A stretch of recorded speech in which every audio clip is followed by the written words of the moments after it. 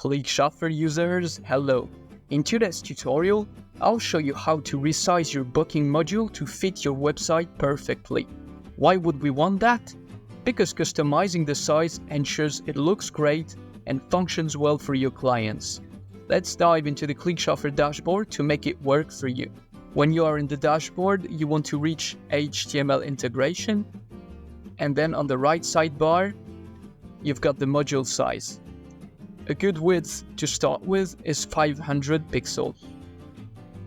Next, set the module height in pixels as well. The recommended height to start with is 875. Once you've set the desired width and height, there is only one thing left to be done, and that is to click Save to save the changes. A last word of caution before you do it yourself. Ensure the module height is at least 875 pixels and the width is at least 500 pixels to maintain proper functionality and appearance. Otherwise, you might damage your user's experience on your website. So use these numbers as a good place to start.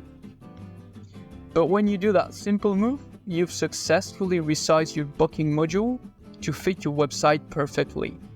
Keep your booking module looking great and your clients happy. Thanks for watching, and feel free to find the info you are looking for in the appropriate next tutorial.